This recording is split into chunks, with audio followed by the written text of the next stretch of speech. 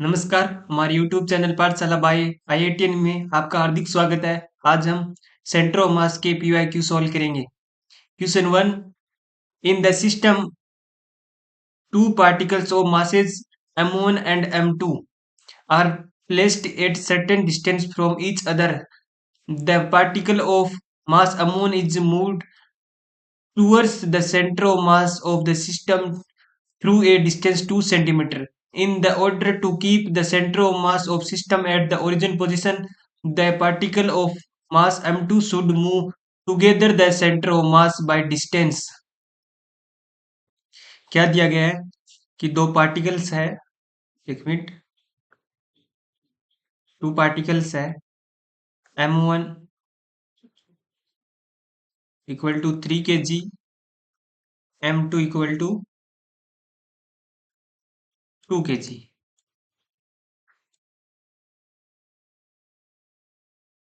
उनका जो centre of मास है वो है ओरिजिन, मान लिया यहाँ है 0,0 पे। ये बोलते हैं कि यहाँ से m1 अगर सेंटर ऑफ मास की ओर 2 सेंटीमीटर मूव करता है तो m2 कितना मूव करेगा ताकि सेंटर ऑफ मास ओरिजिन रहे, चेंज ना हो। तो हमें पता है delta x centre of mass, y ये y एक्सेस, ये x एक्सेस। अगर हम इसे सोल्व करते y एक्सेस के अंदर सेंटर ऑफ मास पार्टिकल किसी का मूवमेंट नहीं है तो हम x एक्सेस में सोल्व करेंगे। x centre of mass is equal to delta x1 into m1 plus delta x2 plus m2 divide by m1 plus m2। मतलब x की पोजीशन में कितना चेंज आया और m1 की पोजीशन में कितना चेंज आया और m2 की पोजीशन में कितना चेंज आया, इन दोनों का हम ये फॉर्मूला लगाएंगे तो सेंटर ऑफ मास की पोजीशन में कितना चेंज आया वो निकल जाता है। सेंटर ऑफ मास का जो पोजीशन है वो चेंज नहीं हुआ यानी जीरो। डेल्टा x1 अगर मैं इस डायरेक्शन को पॉजिटिव लेता हूँ तो डेल्टा x1 की वैल्यू कितनी है 2 सेंटीमीटर, यानी 2 सेंटीमीटर चेंज हुआ है। 2 इंटू m1 की वैल्यू 3 प्लस डेल्टा x2 हमें निकालना है, ये नेगेटिव डायरेक्शन में जाएगा क्योंकि अगर इधर आगे चलता है तो सेंटर ऑफ मास को भी चलना पड़ेगा। अगर ये इधर आया है तो सेंटर ऑफ मास को ओरिजिन पर ही रखने के लिए m2 को बैक साइड चलना पड़ेगा, यानी -x2 इंटू m2 की वैल्यू है 2 divide by m1 3 plus m2 2। तो यहाँ से 0 equal to 6 minus 2x2। x2 की जो वैल्यू है वो आ जाएगी 6/2 यानी 3 सेंटीमीटर। यानी x2 को यहाँ से 3 सेंटीमीटर चलना पड़ेगा ताकि सेंटर ऑफ मास है वो वहीं रेस्ट पर रहे, नॉट मूव करे। Next question, four particle A B C D of mass m/2 m 2m 4m have same momentum respectively. The particle with maximum kinetic energy, kinetic energy का हम formula पढ़ते हैं। काइनेटिक एनर्जी होती है वो होती है p²/2m। ये होता है kinetic energy equal to p²/2m। p यहाँ है मोमेंटम, मोमेंटम। तो मोमेंटम अगर सेम है तो काइनेटिक एनर्जी है वो डायरेक्टली इन्वर्सली प्रोपोर्शनल हो जाएगी किसके, मास के। 1/m के डायरेक्टली प्रोपोर्शनल है, यानी जिसका मास ज्यादा उसकी काइनेटिक एनर्जी कम होगी, यानी जिसका सबसे कम मास होगा उसकी काइनेटिक एनर्जी ज्यादा होगी। मास कम, काइनेटिक एनर्जी ज्यादा। तो जिसका सबसे कम मास होगा उसकी काइनेटिक एनर्जी सबसे ज्यादा होगी। सबसे कम मास किसका है, m/2, किसका, ए का। तुम्हारा आंसर क्या होगा, A. Next, when kinetic energy of a body becomes 63 times of its original value, the percentage increase in the momentum of the body। ये अच्छा क्वेश्चन है, इसमें परसेंटेज इंक्रीज को सही से निकालना आना चाहिए।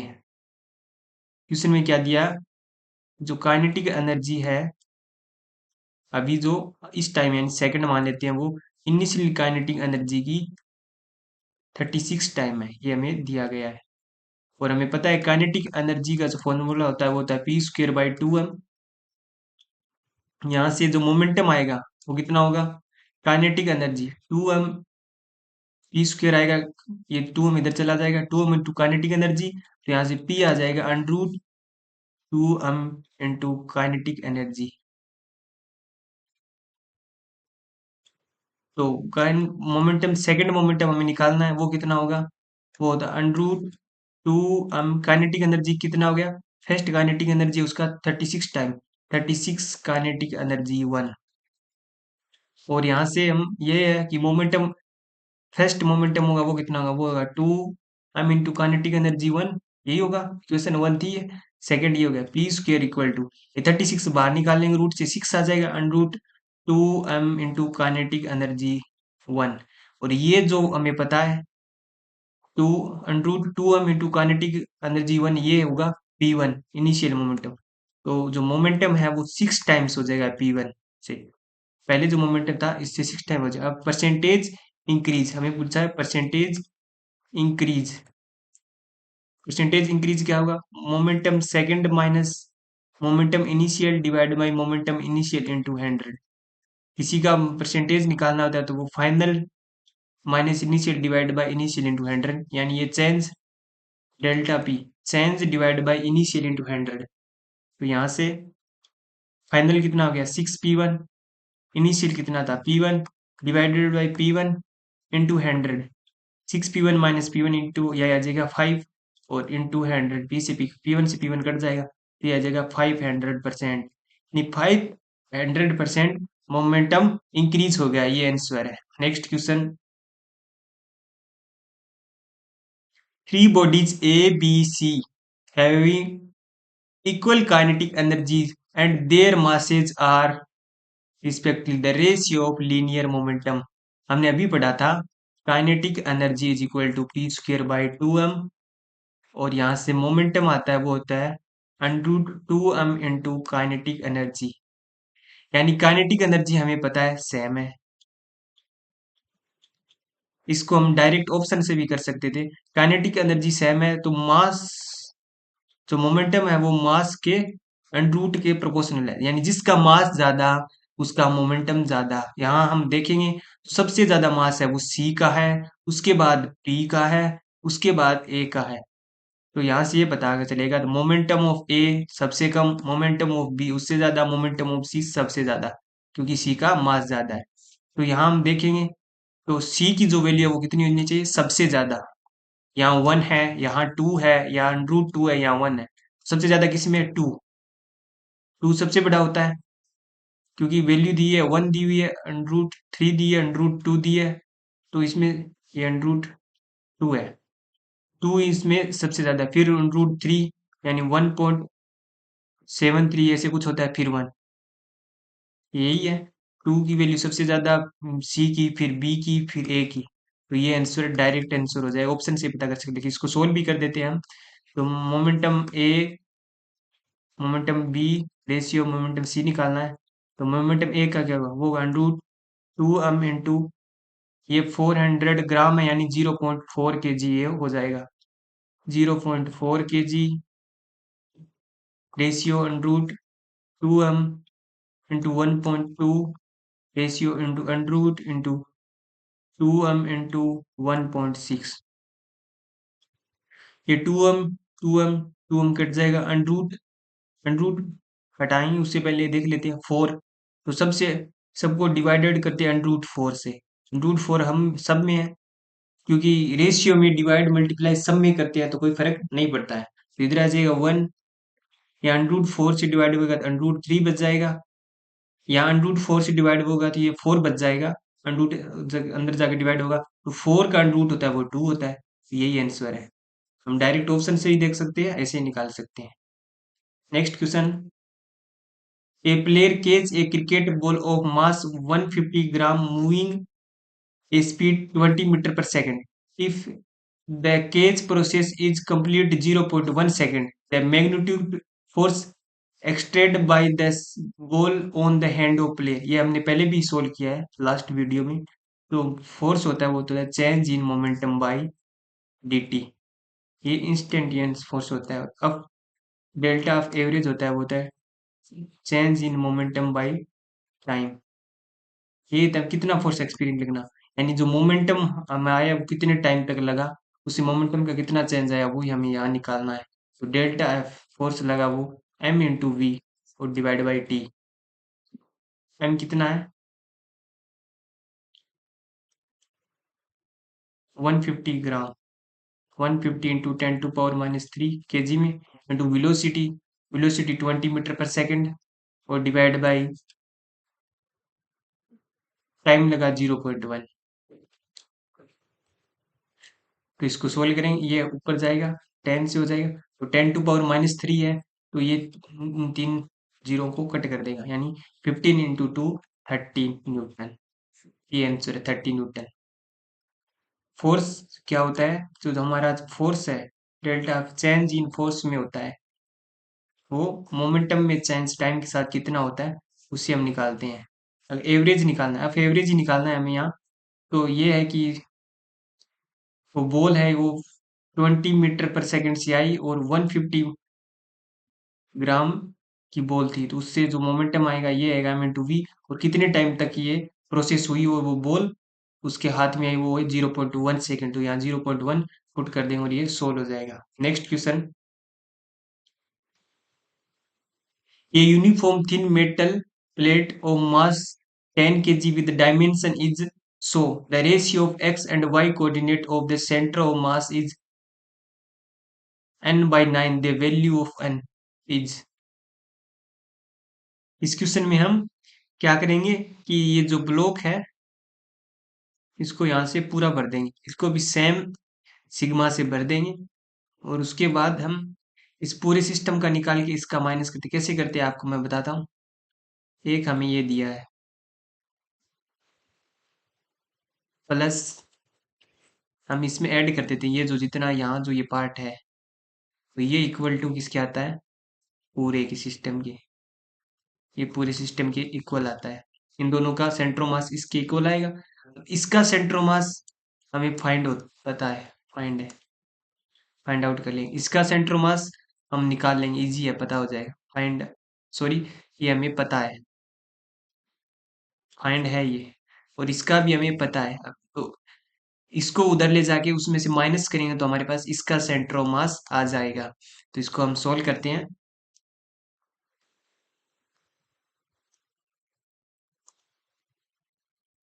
सबसे पहले इस लिए सिग्मा निकालेंगे, यानी मास का जो रेशियो है किसके साथ है, एरिया लेंथ के साथ।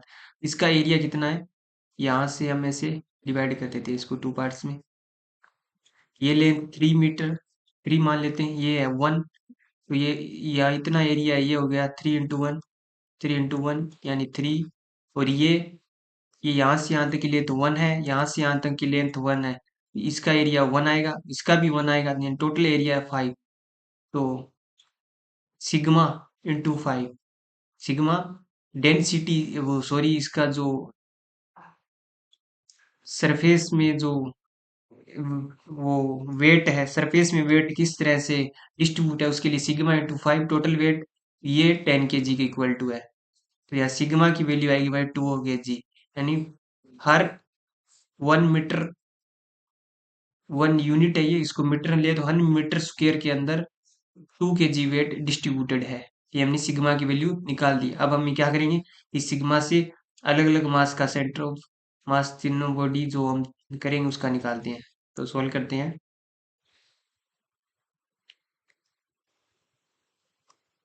सबसे पहले इसके जो सेंटर ऑफ मास आएंगे इसको हमने मान लिया M1 एंड X1, ये सेंटर ऑफ मास इस बॉडी में होगी। अब सेकंड जो बनेगी वो होगी ये, यानी ये जो खाली ब्लॉक है ये, इसको हमने एक ब्लॉक मान लिया, यही है। इसके कोऑर्डिनेट है 1,1, 2,1, 2,2, 1,2, यही है। इसका सबसे पहले इसका मास निकालेंगे, हमें मास इंटू एक्स और वाई कंपोनेंट चाहिए। इसका मास कितना होगा, मास एरिया इंटू सिग्मा, यही होगा मास। एरिया इसका 1 है, इंटू सिग्मा हमारे पास 2 आया, तो इसका मास है 2 kg। 2 kg हो गया। और अब एक वो पूरी बॉडी, ये डायग्राम 1 हो गया हमारे लिए, ये 2 हो गया, और एक इधर मैं इस साइड और बना देता हूँ, जिसमें हम ये पूरे सिस्टम को, ये इसके अंदर, ये वाला है, ये इसके अंदर पुट करने पर ये पूरा सिस्टम बन जाता है। ये ले लेते हैं 0,0, 3,0, 3,2, 0,2, इसकी टोटल मास निकालना है, तो ये कितने, इसका एरिया हो जाएगा 6, 6 इंटू सिग्मा, सिग्मा है 2 यानी 12 kg, 12 kg हो जाएगा। इसका जो सेंट्रो मास है x3, इसके सेंट्रो मास का x कोऑर्डिनेट कितना होगा, कितना होगा, यहाँ से यहाँ तक 3 है, इसमें x में 3 जा रहा है, यानी ये इसका 3/2 होगा सेंटर ऑफ मास, यानी मिड में आता है कहीं, एक्स कंपोनेंट भी मिड में होता है और वाई कंपोनेंट भी मिड में होता है, 3/2, यानी ये कहाँ पे आएगा 1.5, और इसका वाई थ्री कहाँ आएगा, यहाँ ऊपर 2 गया, ये 2 का मिड यानी 1 में आएगा। इसका सेंट्रोमास का x2, इसको x2 लिया, इसका x2 कहाँ आएगा, यानी इसके मिड में आएगा कहीं, ये 1 से 2 तक गया है, एक्स कंपोनेंट कहाँ से गया है 1 से 2 तक, यानी 2 - 1/2, यही होगा। एक्स कंपोनेंट कितना आएगा 0.5, और इसका वाई कंपोनेंट कहाँ आएगा 0.5 आया, एक्स डेल्टा एक्स, हम x2 चाहिए, यानी 1 प्लस 0.5, तो यहाँ x2 की जो वैल्यू आएगी वो 1.5 हो जाएगी, क्यों होगी, तो इस सेंटर पे होगा, तो यहाँ 2, ये 2 एक्स कंपोनेंट पहले 1 है, यानी 0.5, 0.5 1 से आगे होगा, यानी 1.5 एक्स कंपोनेंट, ये एक्स कंपोनेंट, वाई कंपोनेंट कितना आएगा इसका, यहाँ 1 है, 1 से 2 गया, वाई कंपोनेंट भी 1.5 होगा, मिड में आएगा तो, और इसका M1 Y2 हमें फाइंड आउट करना है। इसकी जो M1 की वैल्यू वो हमें पता है 10 kg है, हमें क्या है M1 x1 plus M2 x2 equal to M3 x3, यही होना चाहिए, इसको और इस दोनों को ऐड करने पर सेंट्रोमास, इसके सेंट्रोमास के इक्वल आना चाहिए, तो हम सोल्व करेंगे। M1 10 इंटू x1 हमें फाइंड आउट करना है, प्लस M2 की वैल्यू कितनी है 2 kg, इंटू x2 हमारे पास आ गया 1.5, equal to M3 12 kg, into x3 की वैल्यू हमारे पास आ गई 1.5, तो यहाँ से सोल्व करेंगे 10 x1 प्लस 3 इक्वल टू, ये हो गया 18, तो यहाँ से x1 की जो वैल्यू आएगी वो आएगी 50/10, यानी 1.5 सेंटीमीटर, इसका x कोऑर्डिनेट ये आ गया, अगर इसको मीटर में लिया था हमने सॉरी, तो ये मीटर हो जाएगा। अब y कोऑर्डिनेट के लिए सेम करेंगे, M1 y1 plus M2 y2 equal to M3 y3, M1 की वैल्यू कितनी है 10 इंटू y1 फाइंड आउट करना, प्लस M2 की वैल्यू कितनी है 2 इंटू y2 की वैल्यू 1.5, इक्वल टू M3 कितना है 12 इंटू y3 की वैल्यू 1 आई थी हमारे पास, ये यहाँ पुट करेंगे, तो 10 y1 प्लस ये हो गया 3 इक्वल टू 12, तो यहाँ से y1 आएगा वो कितना आएगा 9/10, यानी 0.9 मीटर। हमें रेशियो किसके पूछा है, एक्स कोऑर्डिनेट वाई कोऑर्डिनेट, यानी x1/y1, x1 वैल्यू आई है 1.5, डिवाइड बाई y1 वैल्यू है 0.9, यानी पॉइंट से पॉइंट कर जाएगा 15/9, यानी 3 से डिवाइड करेंगे 5/3, वैसे डिवाइड करने की जरूरत नहीं है, हमें यही पूछा है, ये n/9, ये जो n/9 है ये किसके आया है 15/9 के, 15/9 की इक्वल आया है, तो यहाँ से n की वैल्यू 15 हो जाएगी। ये क्वेश्चन अगर समझ में नहीं आया है तो कमेंट सेक्शन में लिखिए, उसी में मैं तीनों के अलग अलग डायग्राम पहले से बनाकर लाकर दोबारा से अच्छे से सोल्व करवाऊंगा। नेक्स्ट क्वेश्चन, वैसे किया क्या हमने, हमें इस पार्ट का सेंटर ऑफ मास निकालना है, तो हमने क्या किया, ये जो खाली पार्ट है पहले इसको पूरा भर दिया, अभी पूरा भर देंगे, पूरा भर देंगे तो इसका सेंटर ऑफ मास हमें पता है पूरा भरने के बाद, और ये जो जितना भरा है उसका हमें पता है, इसका जो पहले खाली है और प्लस ये जो नया भर रहे हैं, इन दोनों का सेंटर ऑफ मास जो पूरा पूरा ये क्यूब बन रहा है इसके सेंटर ऑफ मास के इक्वल होना चाहिए, स्क्वायर बन रहा है सॉरी, स्क्वायर के इक्वल होना चाहिए, इसका और इसका हमें सेंटर ऑफ मास पता है, m1 x1 यानी जो ये है और प्लस ये जो इसमें ऐड करें m2 x2, इन दोनों का सेंटर ऑफ मास का ये जो है ये m3 x3 यानी पूरा स्क्वायर बनना इसके इक्वल आना चाहिए। ऐसे वाई कोऑर्डिनेट तीनों को सॉल्व करने के बाद आंसर आएगा। Next question, a simple pendulum of length 1 meter has a wooden bomb of mass 1 kg moving with a speed 2 into 10 to power minus 2. Sorry, 10 to power 2 है. It is struck by a bullet of mass 10 to power minus 2 kg. The bullet get embedded into the bomb, the height of which bomb rise before swinging back is.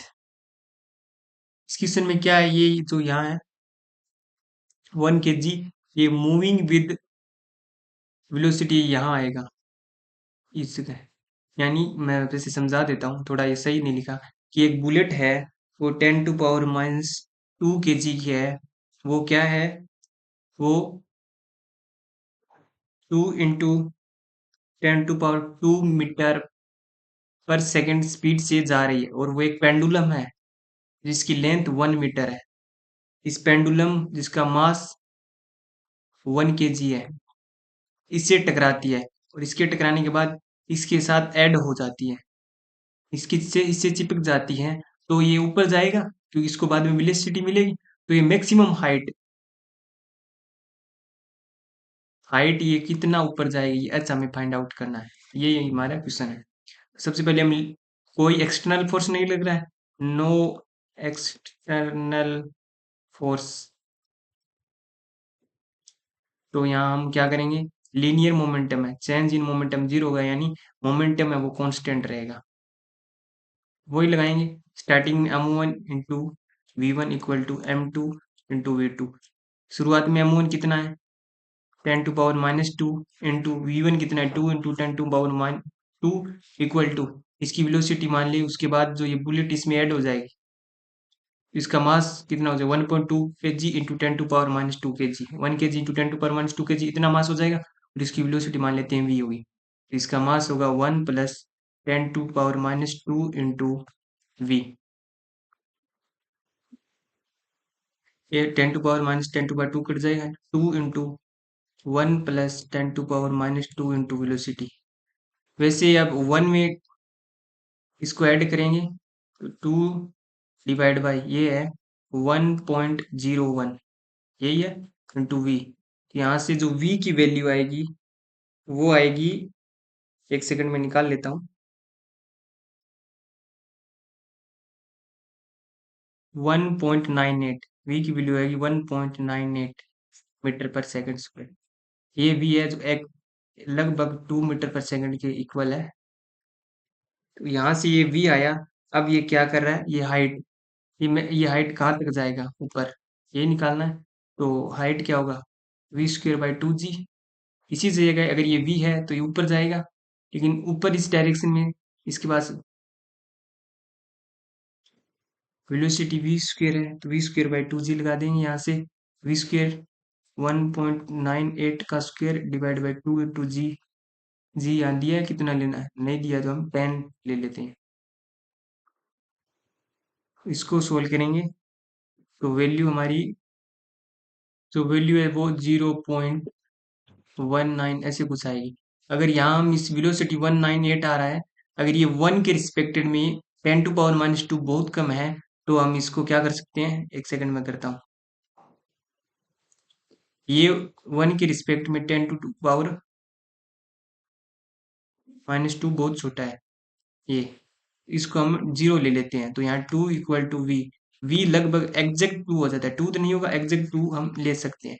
तो यहाँ से हम H है वो v²बाई 2g लगाते हैं, v यानी 2, 2² 4/2 × 10, लगी वैल्यू 0.2 आता है।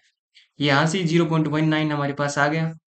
अगर यहाँ ये इसको हम कट कर देते हो, ये लगभग 0.2 आता है, यानी एग्जाम में हम इस तरह से सोल्व कर सकते हैं ताकि हमारी कैलकुलेशन थोड़ी फास्ट हो, हम इसको निगलेक्ट कर सकते हैं, तो हमारे पास 0.2 वैल्यू आ जाएगी, ये आंसर है।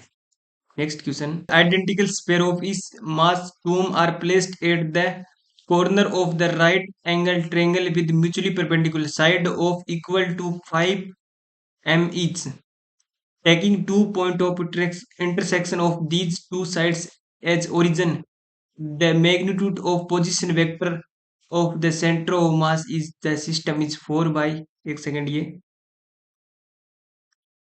4√2 by x है, where x हमें फाइंड आउट करना है, राइट एट ट्रायंगल है, वैसे centre of mass centre origin पे रखा हुआ है, सॉरी, ऐसे, और इसकी जो ईच लेंथ है वो 4m है। एक हमारे पास यहाँ 2m का मास है, एक यहाँ 2m का मास है, एक यहाँ 2m का मास है।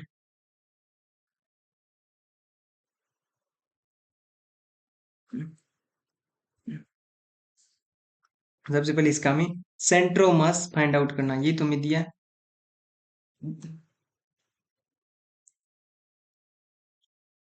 तो centre of mass position vector R, centre of mass क्या होगा, पोजीशन वेक्टर आर मान लिया, पोजीशन वेक्टर है सेंटर ऑफ मास का, पोजीशन वेक्टर, इसी पॉइंट का पोजीशन वेक्टर निकालना है ओरिजिन से, वो आर सेंटर ऑफ मास क्या होगा, वो होगा m1 into r1 plus m2 into r2 plus m3 into r3 divided by m1 plus m2 plus r3।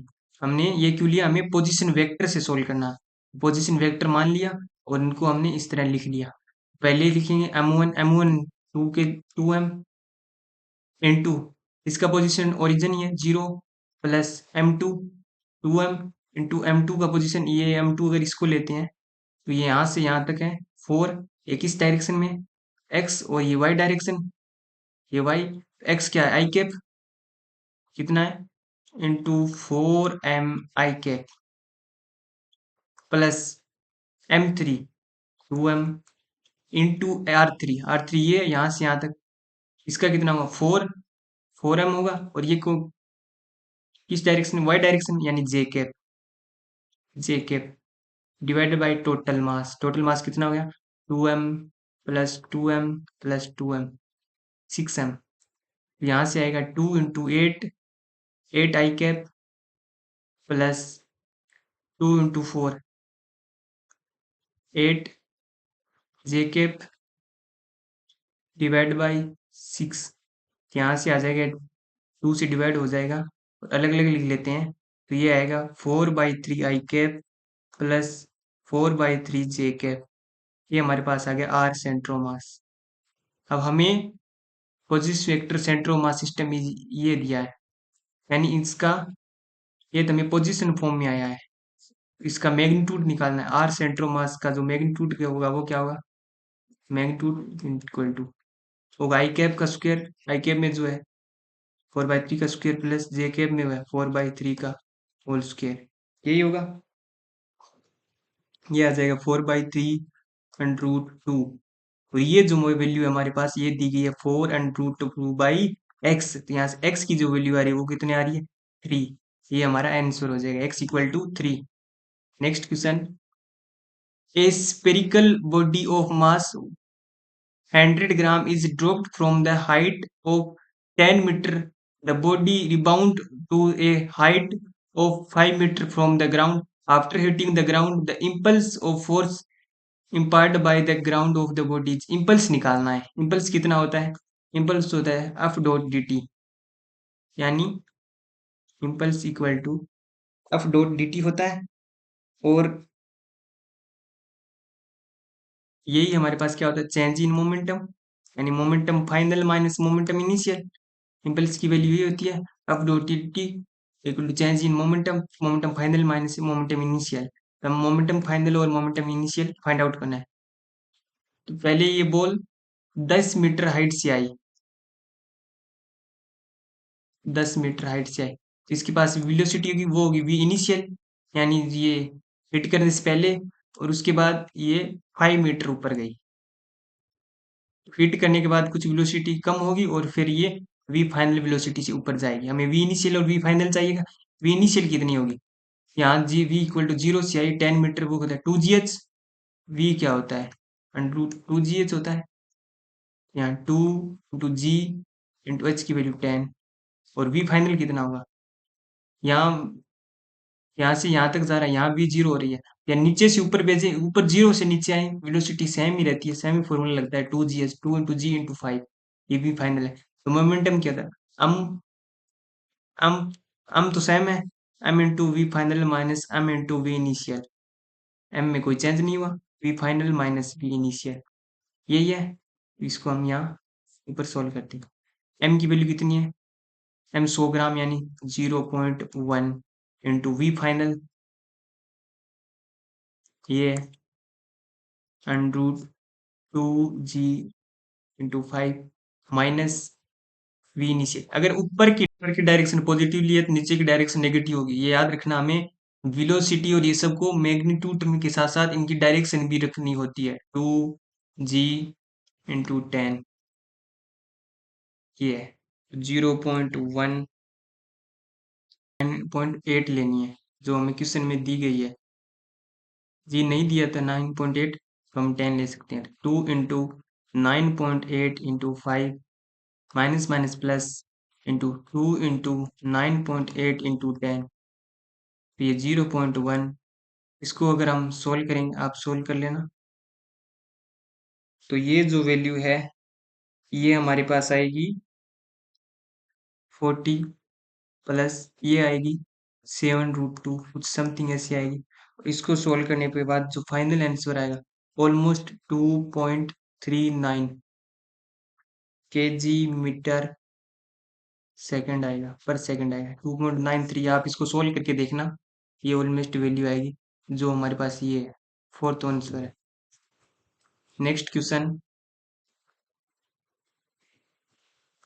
if the total energy transfer of surface is time t delivered to this surface, the complete absorption will be then the magnitude of total momentum।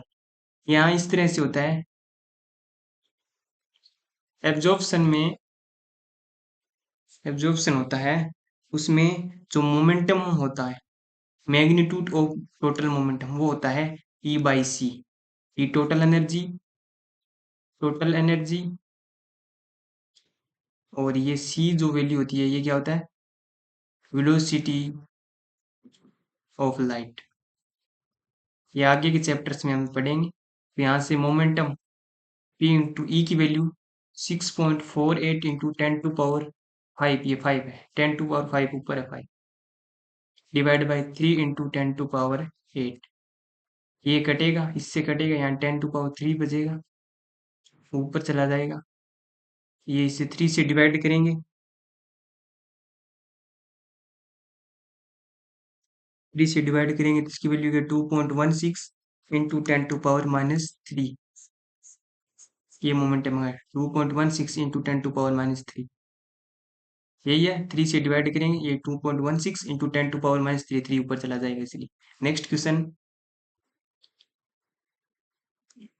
A solid circular disc of mass 50 kg is rolled along a horizontal floor so that its center of mass has speed 0.4 meter per second.